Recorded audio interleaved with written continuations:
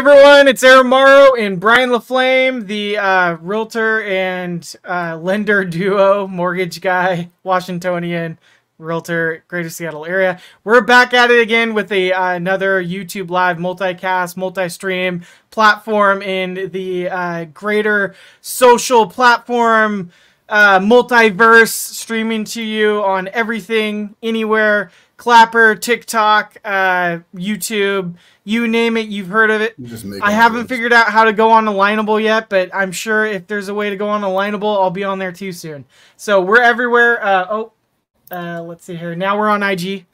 We're live on IG. So we are here to talk about buying versus renting, and this is going to be no BS. So this isn't one of those like super shockers where we're here to like sway you in one way or the other, or trash talk renting versus trash talk buying.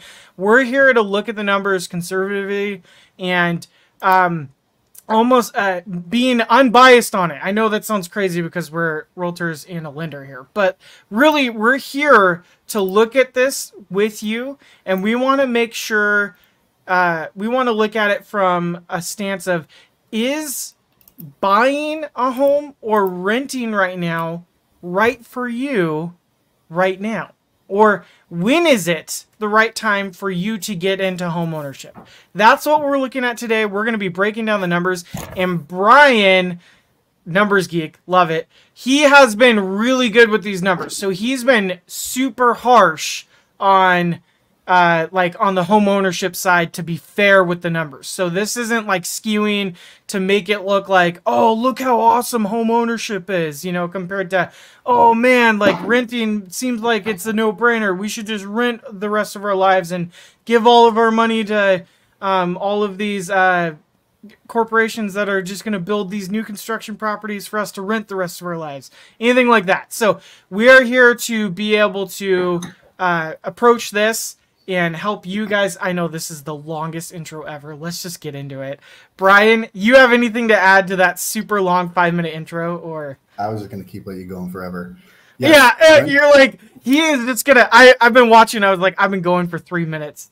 So, buying is not for everybody, and that's okay. Yeah. It's okay if buying is definitely not right for you. This is not a value judgment.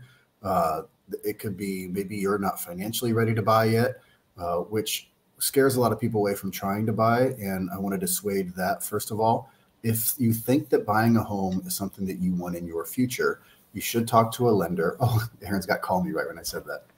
You should talk to a lender earlier rather than later, because if it's for you, you want to find out where you are on that path so that you can start making steps in the right direction. But buying is not for everybody. And so I don't know how long this show is going to go, because we're going to go through the scenarios that we have. We're going to go through the math that we have. And we're going to talk about what we think is, what we think the data tells us. And then, I mean, that's kind of what we're going to talk about, unless some people jump on and have some questions that we can go over as well. So I'm going to share my screen. Completely agreed. I think this will be, and then talk about what I think of it. This will be all dependent on if we have any sort of comments coming in to pad the runtime on the end here. You know, because usually we're like, hey, usually we're like, our shows, are we going to have this be 20 minutes and it ends up going for 50 minutes? This one might be a quicker one if people aren't coming in with their questions. So we'll see. We'll see if anyone comes in with their questions on any of the platforms. I'm watching the comment sections right now. By the way, just to let you guys know, for housekeeping items, I'm going to drop all of our content or contact information in the comment section. Feel free to reach out to us, but we're going to get into it right now. Bryan, let me throw this on the screen for you.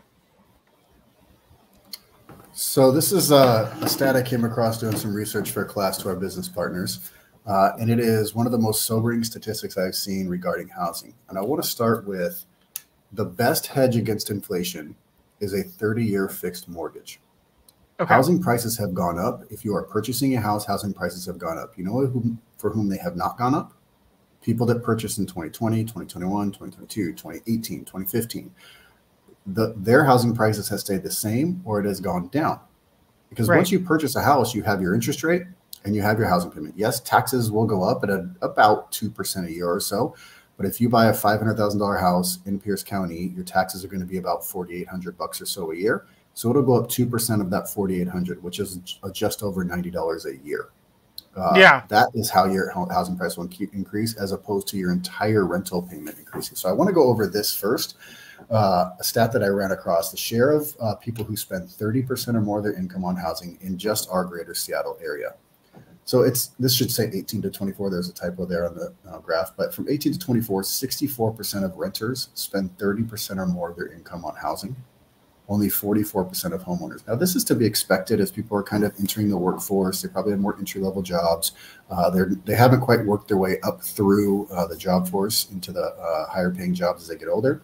And you can see in it here, as from 25 to 64, the numbers come way down. But the saddest thing in the world to me regarding this chart is people 65 and older. Oh, that's 65 plus 61% of their income, or 61% of them spend 30% of their income on housing when they rent. Only 33% spend 30% of more income on housing as owners. And it's sad for a couple of reasons. 65 and up, either you're on a fixed income as you're retired, and as your rental costs and your housing costs go up, your fixed income really doesn't go up to keep pace with that. So it just keeps eating in to your monthly income. Or you aren't allowed to retire yet and go on a fixed income because you have such expensive housing relative to your income. And then third, they almost certainly don't have a nest egg to pass on to their loved ones, which a lot of us, that's super important too. So this is what the big difference between renting and housing, and why I say it's the greatest hedge against inflation, a 30-year fixed mortgage, because your interest rate will never go up on a 30-year fixed mortgage. It can only stay the same or go fixed. down. Right. And your housing price, as your housing gets more and more and more expensive, you don't get to, you still bought it at the price you bought it at. And as housing goes up, it's going to continue, you're going to continue to keep your relatively same payment. I was going over some stats in our first-time homebuyer classes, and in this month, the Case-Shiller numbers are going to come out and show that in 2023, housing rose 6.8% nationwide. And that's 6.8% in a time where sales dropped from over 5 million to under 4 million, from like 5.1 to 3.8 million. That's a huge drop in sales. Yeah. The interest rates nearly doubled. They hit over 8%. And even in that environment, housing went up over 6%. And that's going to make, 73 out of the last 82 years that housing prices have increased. In the past 82 years, housing has gone up 72 times. It has been flat once, and it has gone down in price 7 times. Now, because it went down in price for 4 consecutive years at the Great Recession that we got through about 15 years ago, that's in people's minds. So they think housing is going to go down, housing is going to go down, housing is going to go down. Right. Even for those people whose housing values went down, if they had a steady job and a 30-year fixed mortgage, their housing payment stayed the same. So their life didn't change because they still had to live in that house. So this is the first thing I wanted to talk about. This is super sad to me.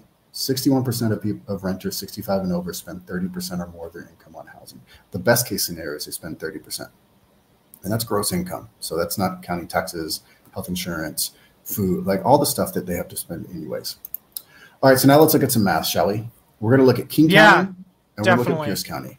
Hopefully you guys can see the screen. If not, Aaron will put the YouTube link in the chat so that you guys can find the YouTube link and look at the screen as we go through it. And again, before we look at these numbers, what we're going to say, any of you looking on a national level, because I do have viewers that come all across the United States, these numbers obviously vary in areas you're looking in, because I know some of you, and I've chatted with other agents in some other areas, there are some areas that home ownership is actually, it in some instances makes a lot more sense than even renting. Like there's some areas that's it's actually a lot even cheaper to get into home ownership than renting.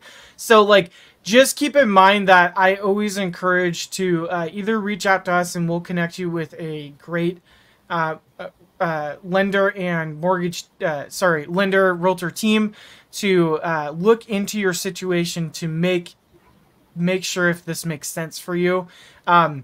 these numbers are going to be different, but what we're looking at here locally on a local level for the greater Seattle area in Washington State, we are one of the, I believe, the fourth, don't quote me on this, I think we're like the fourth most expensive city or area in the United States to live in as far as housing goes. So these numbers, it's just some of you might look at this and you're going to just like be like, what am I looking at here? But that's the thing. It's just these numbers are crazy across the board, different across the US. And if you want them, we can do this for your area as well. We can give you your area. Yeah, we'd be happy to go over it. So reach out to us, and yeah, we'd be happy to talk to you about it. So let's explain feel free what this is. Yeah, let's look at this. Yeah. So what we did here is we have buying a house over the first 10 years versus renting a house in King County. And we're using a 6.75% interest rate on an FHA loan. So that means you have upfront mortgage insurance and monthly mortgage insurance, trying to make it as conservative as possible. And you have a low down payment, not 20%, not 30% of it, it's 3.5% down payment. We're looking at your principal and interest payment, your property taxes, homeowners insurance, and I'm even including $200 of maintenance and repairs, which as a homeowner, you don't put, almost nobody puts $200 a month into account for maintenance and repairs. What happens is you either have homeowners insurance, you have a home warranty, or you have a credit card that you have room on in order to make emergency repairs, or you have a savings account that you put, and then you will take money from that, of course. Now, I'm just going to assume you're putting $200 a month into this, and I'm going to count that in your housing payment to make it as conservative as possible. So we can see what the monthly is from year one. And then for renting, I'm just going to have a normal annual increase of 6% in rent that is standard for King County, Washington. And we're going to start at $4,000, which is about what you pay for something like this in King County. Maybe $3,000, maybe $45,000, depending on where you are in King County. We're going to use $4,000 a month, and we're going to have rent. And and Brian, let me just say, I'm glad that you're audibly breaking down the numbers because one, for the podcasters, but two, a lot of people are watching these in a vertical format on screens that are smaller that they can not actually see this. So it's good that we're breaking down the numbers for visually that people that can see it, but also explaining it audibly for the visual aid. So fantastic. Yeah, and if you want these assets, we'll send them to you as well. Yeah, definitely. Link. So comment assets. Make sure you spell that right. Make sure you spell that right. Comment assets, or just whatever. Just say what if you want it, and we'll send it to you. But comment assets in the comment section, and we'll send you our slide deck. Yep, definitely. All right, so we'll do a.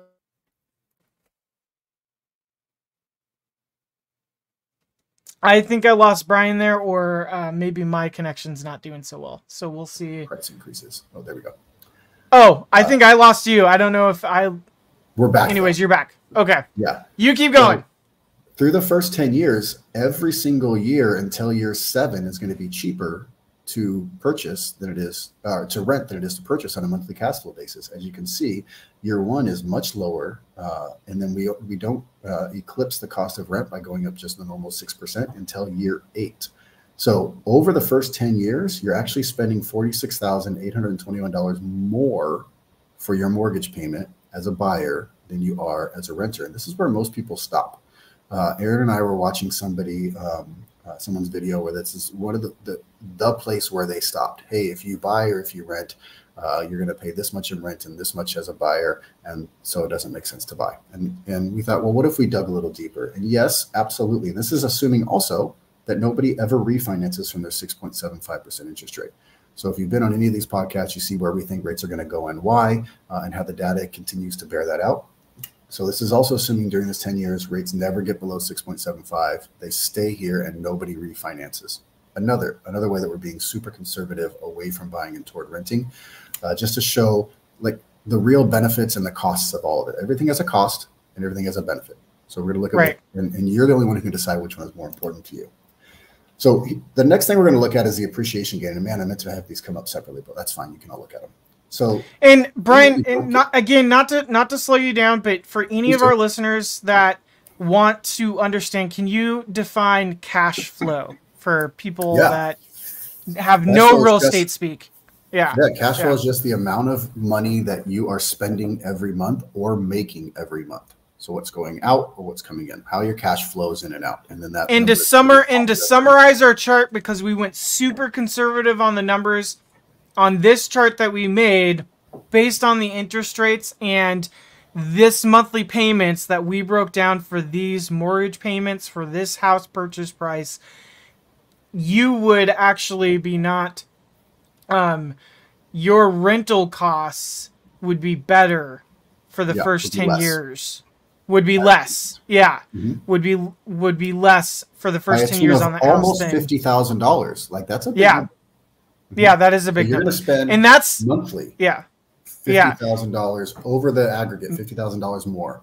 Now I'm looking in here. Is that now? Let's see here. I'm looking in here. Now that's the cash flow because that's not taking into account the appreciation on.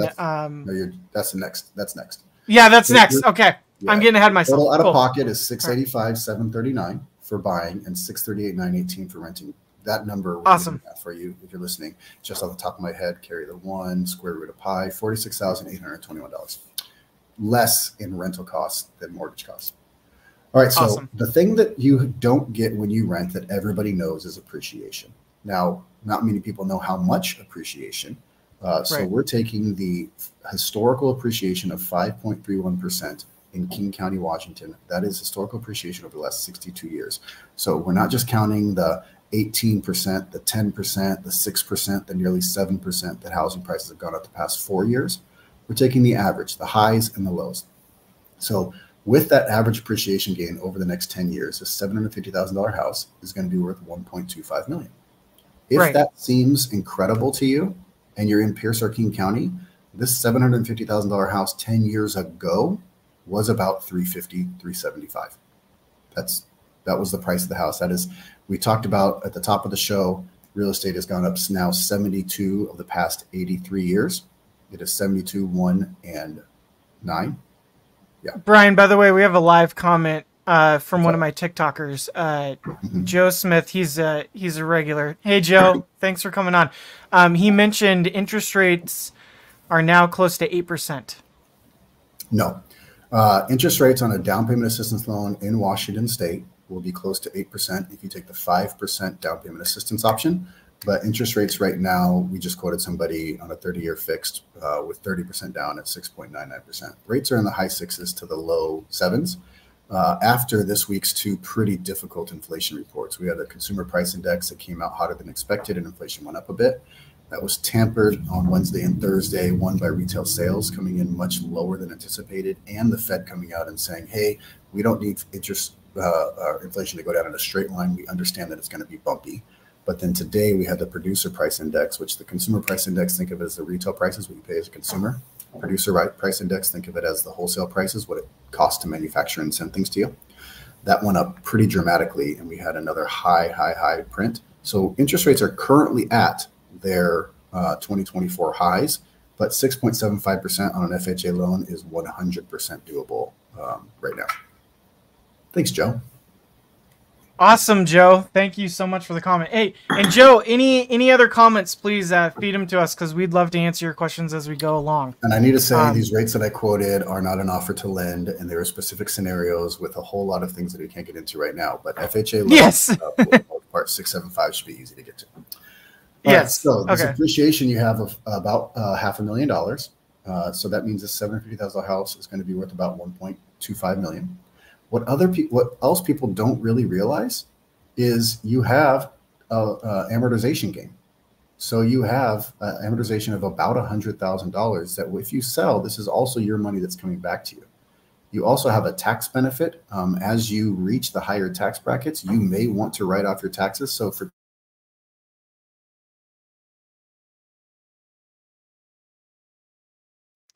I froze. I'm sure that freezes on my end for my TikTok. So let's see. Okay. Hey, Brian. We're back. We're back. Yeah, we're back. I froze on my end, so whatever you said probably froze for my TikTokers. So okay, I was talking about 10 seconds. Yeah. Yeah, not just the appreciation, but also the amortization gain. So this amortization gain that you're going to have is just how much you've paid down the balance of your loan. When you're renting, you're only paying either down the balance of your landlord's loan or you're putting money into their bank account.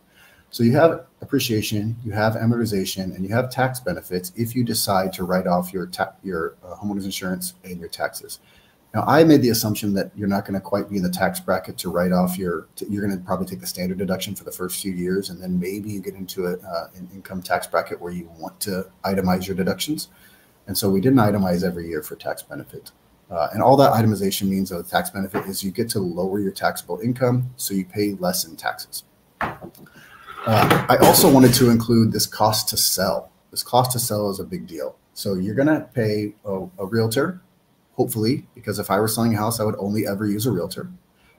We also have someone, Thornton. Jeff Thornton, mentioning 2-1 buy down might also be a great option. So yeah, I think we'll do a show on that one time. What temporary buy downs look like. Thanks, Jeff. So yeah, so you're also going to pay excise tax in Washington, which is like 1.68%. And you're going to pay your owner's title insurance. So there are costs to sell the property as well. So we want to make sure that we put those into account as well. And then let's take a look at what the net gain is from buying a house. And you'll notice here, if you're looking at our screen, we have the cost to get into the house, your initial closing cost estimate. We have the cash flow difference where you're spending more in mortgage than you are in rent over the first 10 years. And we have the cost to sell estimates, which are your closing costs, your realtor costs, your taxes. And so we want to make sure we count all of those against buying versus selling, because those are very real costs and things that a lot of people will hide and just say, hey, look at this money you're going to make. Well, yes. No, it's agreed. You need to look at it holistically to be fair. We can't do apples to oranges. We have to do apples to apples, even if we have to squeeze it down, you know? Look, if you're going to be in this house for 3 years and you don't want to ever be a landlord, you should probably be renting based off this math. Aaron and I say all the time to our clients, it is not the right time for everybody to buy, but it is always the right time to look into buying. You just get all the data and make the choice that's best for you. And that's what this show is hoping to help with. If you're in there for 3 years, I wouldn't do it. It's not worth it. The cost to buy, the cost to sell, the difference in how much less you're going to be paying in rent, I'd probably be renting. If you just want to be in this house for 3 years, maybe you're in the military or maybe your job. Especially if you know for sure, like, you know, going into it. Like, there's some people where it's an unforeseen circumstance that wasn't the plan and it takes them out of it. But if you know going into it that was your strategy, like, you can't go into it thinking, ooh, you're going to have a huge market burst, like a boom 2020, 2021 appreciation. That's not going to... You're not going to have that again. Saying it's not about timing the market. It's about time in the market. And that's true. Maybe you bought in 2018 and you're a genius because 2020 came along and your value went way up in 2020, 2021, and your interest rate went way down. That's awesome for you. That's dumb luck. So look at the thing that I really love about real estate is a thing called compound amortization, or compound appreciation, excuse me. So this 5.3% that King County real estate has gone up on average over the past 62 years is not 5.3% from the original price of 750. It's 750 times 105.3%, and then whatever that number is times 105.3%. And so you compound, and you can see that as we get compounded appreciation each year. So this year you're making $50,000. This year you're making $60,000. This year is more, this year is more, this year is more, this year is more, because of the way the appreciation compounds. It's 5% of 800 the second year, not 750, if that makes sense. So if we're looking at the initial costs and we're looking at the appreciation, amortizations, tax benefits, you're going to come out on top almost $500,000 over the first 10 years. And this is assuming, again, that you've never refinanced. So let's take a look at Pierce County, and we're going to do the same sort of thing. I won't spend so much time explaining all this because it is the exact same as King County, but we're using the lower rental increase in Pierce County. We're using the lower price point in Pierce County, and we're going to end up using a lower appreciation rate in Pierce County too. So the cash flow difference over the first 9 years in Pierce County, buying a $525,000 house, using the same maintenance and repairs numbers as well, the same interest rate, never refinancing, you're going to be paying about $53,500 more in mortgage. And you can see you don't hit more in Pierce County. Yeah. And Pierce County's worse. It is worse, yeah. It's worse because we have a lower annual rental increase in Pierce County than we do because we have fewer people. So rent doesn't go up quite as quickly. And we have a lower appreciation rate too in King County as opposed to that makes sense when you shift the paradigm that way. Yeah. Which Or is why put it it's in that way. important to know where you're looking and what it looks like. Because as Aaron said, there's some places in America where it makes much more sense to rent than it does to buy, and that's okay. If Yeah. that's the case, if you live in Nevada or Wyoming or wherever it might be, if you live in Wyoming, how do you have internet? How are you watching this? Doesn't make sense. So you're going to make about $53,400 less on your cash flow. So you're going to spend that much more by getting a mortgage. Your amortization gain, your amortization gain over the first 10 years and your appreciation gain. I flipped these over here. So you're going to make about $292,000 in appreciation at 4.53% average appreciation gain. Your cost to sell is going to be a little bit less in King County because the price of the house is going to be a little bit less. Your tax benefit will be a little less because the price of the house and the mortgage amount is a little bit less. Your amortization gain is going to be a little bit less because you have a little bit lower loan amount. But as you can see, the costs and the credits still bear out that if you're going to be in there for 3 or 4 years, meh, and you don't want to be a landlord, if this is just your 3-year plan, if you're buying a house to, start your real estate portfolio, gain some equity, and then move to the next place, absolutely 100% do this. Just stay there for 5 or 6 years, or rent it out and then move again, or buy a duplex and house hack it. But what we wanted to do with this, which was a previous episode of ours. What we wanted to do with all this information is we wanted to show you guys what the math looks like renting versus buying in the 2 counties that are the most populated here in Washington. And then I wanted to show you this Harvard Business Study that shows that while rental markets are softening, half still of U.S. tenants spend more than they can afford. And we can split this article in the assets of this episode as well. And what is really, really, really horrible about this? Can you see this article or no? Or you just see net gain by buying a home? No, I'm still seeing the net gain by buying a home. So why don't you share, and then I'll throw it back up. I'm going to reshare.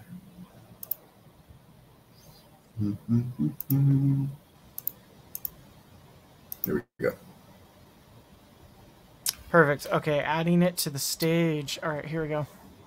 So this Harvard study shows that half of U.S. tenants are still spending more than they can afford on rent. And the thing about this is it is not going to get better. Rent is going to go up or stay the same. And if rent goes down, it is not going to go down for long. And so if you already have half the people spending more than they can afford to pay reasonably in rent already, we talked about how 30-year fixed mortgage is the best defense and best hedge against inflation because your costs stay relatively the same. Taxes, of course, go up, but they go up so much more nominally as opposed to rental prices and mortgages as housing prices go up. The math that we did before, $500,000 house in Pierce County, say about $4,800 a year in taxes, about a 2% increase in taxes, we'll say, which is right around a little bit less normally than that. But that's only a $96 increase per year. That's a $96 increase per year. That is less than $9 per month that your housing price will go up, that your mortgage payment will go up, as opposed to a 6 or 4.5% increase in rent. 4.5% of $2,000 is a lot more than $9 a month. Absolutely. So, 100%. Yeah. Anybody else in the comments? I like that 2-1 buy down option. We're going to do a whole show on that. So tune in for that if you guys are.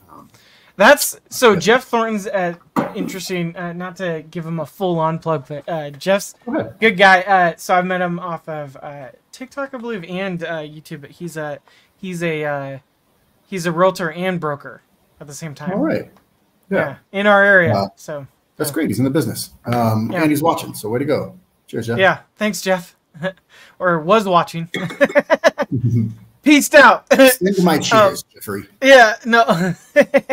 But yeah, no, it looks like I don't see anyone having any more comments or questions on it. But yeah, I mean, I think we really did hone in on what I think you were really good with the numbers there. I think I mean, if anything, I think that gentleman that we watched his video. Oh, hold on. Let's see here. Joe's got another question. So Joe asked, and by the way, anyone that's watching this like on YouTube and LinkedIn and Facebook, I use a multi-stream platform called StreamYard TikTok is the one platform that doesn't get along well with it, so I can't throw the questions up on the screen like any other platform. But I will read them off to you. So Joe asks, how should I sell my condo to buy a house or wait? How should I sell my condo to buy a house or wait? Basically, like Joe, you're asking, should you sell your condo to buy a house right now or wait? Well, that is unfortunately, with the information we have, unanswerable. It depends on your goals. I would say let's set up a Zoom to talk about, do you want to continue to build equity in both places and build your nest egg? Do you have enough equity to take out of the condo to purchase the new house, either via home equity line of credit or a cash out refinance to get the money? Do you not want the burden of being a landlord and you want to sell it and buy a new house? And then how do we time that in a market like this? There's a whole lot of thens in that statement, but it is absolutely possible. And we'll just hone in on what your actual goals are so we can make sure that you're served the best way. Yeah, that'd be great. I know, Joe, you and I have chatted a little bit about what you told me your budget was and what you were looking for on the east side. And I was even looking, I sent you I could send you an off-market list if you're interested on I looked into some expired and canceled listings that could possibly work for your situation, which that could be a good option, Joe, by the way. If I sent you that list of off-market properties and you liked one of them, this doesn't work out for everyone, so I don't want to I'm not trying to promise you into something that works for most people, but I do every year get 1 or 2 clients into a house this way. So if I send you this list of off-market properties that I actually combed through for you when we were chatting on TikTok, and you liked any of them, what I can do is reach out to the original owner, because I actually pre-scanned them for you, and I made sure I checked the tax record to make sure the homeowner still owns the home that was trying to sell it up to 2 years ago. And I made sure it was still within the budget that you gave me and the parameters that you gave me, Joe. So what we could do is I'd send you that list. If you liked any of them, I could see, let's see here. Oh, yeah. Joe, I'd have to double check if any of the off-market had, I think in that list there are a couple in Bellevue. Yeah, so let me double check in that list if any of them were in Bellevue. I think there are a couple in Bellevue in your price range that you gave us, but we could also at $950K that you said. Let me double check the off-market list because it was up to 2 years ago that you gave me. So, but yeah, let's chat through TikTok, okay? And what you could do, Joe, when you ran that budget number, are you running that based on what you believe you can sell your condo for, how much you're going to pull out of it to put towards a home? And have you kind of ran your own numbers on figuring out the monthly mortgage payments? Have you used any online mortgage calculators, or have you talked to a lender yet to really hone in on what your true budget is? He said yes. So, okay. You're good. Cool. You're good. You're good. You're on the right track. So there are realtors, and then there is Aaron. You just went through off the cuff. Oh, hey, when we met on TikTok and we talked, and these off-market listings that I sent to you, and the ones that were within your budget, and I know that the owners still live there, and I know that they have can sell at a price point that fits for you. I can't tell you. We work with hundreds of real estate agents every year, and that is not common. Like what Aaron just spouted off as if it were just him doing his job, the way he thinks that this is just part of my responsibility and my role as a realtor is not common in this job. And it is really difficult for a layperson to know what to expect, what to not expect. They meet a realtor at an open house or from a referral. There are differences in every walk of life. There are differences in realtor competency and ethics and professionalism. And Aaron is at the top. So way to go. Way to go, guys. If you chose Aaron, you chose right. Thanks for the plug, Brian. Well, Joe, I will I'll double check I'll double check the list and get back to you, Joe, on TikTok. So fantastic. Thanks, Joe, for the comments, and I'll get back to you. Yeah, fantastic. So and Joe, what we could do, Joe, we'll chat more because I would love to double check everything just to make sure the numbers are good for you, because sometimes you'd be surprised when you have a second opinion, when you have a second look at what you could sell your condo for, and you have a second look at what the loan would look like. Maybe there's some more room there in the budget, or there's some, who knows what we'll find, but let's chat more. So, fantastic. Good. Well, yeah, I think this is great. Anyone that's watching this, definitely look back on it. If you guys have any questions on this, I mean, here's the thing. Now, I will mention this though, like we just mentioned, a super conservative, like most of the time it doesn't make sense cash flow wise to do this, right? To basically to buy a house if you're gonna turn around and sell it within 3 years. On the flip side, I mean, I'm just to play devil's advocate here. I'm just throwing this out here. I always share this client story that bought up, right? So I had a client that they have bought and sold through me 3 times within a matter of, it was like a 5-year period. Learn. Yeah.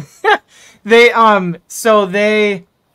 started out with a condo, and then a townhouse, and then a single family house. And when we started their journey, year 1, of their 5-year period, they wanted the single family home, of course, but they couldn't get there, and they couldn't get there with their income. And there was going to be no job change. There was no plans for any job change or significant increase in job pay or anything like that. Just incremental, improvements on the pay raises. So without a significant change in income, the way to do it was to use the down payment assistance program, get on a condo that worked for it, get them into that condo. We honed in on an area that we felt like looking at the numbers, the appreciation would be there, and we hedged our bets, and it was good, and it paid off because 2 years or a year and a half to 2 years later, they were able to pull out just enough to use as the down payment towards the townhouse. And then the townhouse, they pulled out 2.5 years later as much better equity to use towards the actual single family home that they finally got into. Every time the margins were super thin. So I'm not talking about like crazy scenarios where they made mad money each time, but we were able to get them into that house on a 5-year plan through the power of letting each house work as an asset to use the money and pull out of it in the next one. Now, I every time talk to them about the idea of what if you looked at the possibility of renting the previous one versus selling it, but they just did not want to be a landlord. So that was never an option for them to hold on to the asset and buy the next one, but it's something that I always recommend clients look into if they're going to buy their next home, is double check to see if it makes sense to rent. And Joe, this is something that you could look into too, if you're still listening, is what would your condo rent out for? And I don't know if you looked at that angle yet. Is there enough there for rental income to offset towards home ownership with your income to buy what you're looking for? I don't know if you looked at that angle yet or not, if you're still listening or not, but if so, great. Look into that. That's an option for some people. That's a route that a lot of people just don't look into, and it's worked out for a lot of my clients once they've looked into it. And then a lot of people look into it and they're like, nope, never mind. But it's good to at least rule out, right? You want to rule out every possibility to make sure that you've looked into all the options and you're well informed. So I feel like I've been blabbering, but this is part of the heart of an educator. So, but yeah, okay. So if anyone else doesn't have any questions, I'm glad that TikTok finally threw all of the viewers at the very last minute and everyone's just hopped on at the very end. Thanks for that, TikTok algorithm. But everyone on hold on, let's see here. Joe, doesn't help in the amount. Yeah, and Joe, most of the time it wouldn't for a condo, so I totally get it. I just thought I'd bring it up just to see if you've looked into it. So I totally understand. I'm glad that you looked into it, though. And we'll chat again. But anyone that's on TikTok that's watching this, you'll either be able to go watch the full video of this on my YouTube channel. I have this in podcast form. And then I also have been working on cutting it up to start making these in nice bite-sized chunks on TikTok as well for the good content that you need. So anyone that didn't get to watch this, let me know. I'll send you the link. Again, as a reminder for anyone that came on and have no idea who we are, since we're kind of wrapping this all up, since no one else has any questions, my name's Aaron Morrow, local realtor here in the greater Seattle area. I've been serving clients here in the greater Seattle area for over 10 years now. Bryan, the mortgage guy, he's been doing this for 40,000 years. Washingtonian. It looks very youthful for doing it for 40,000 years. No, he covers all of Washington and parts of Oregon too, because enough of his clients have been complaining for him to do Oregon as well.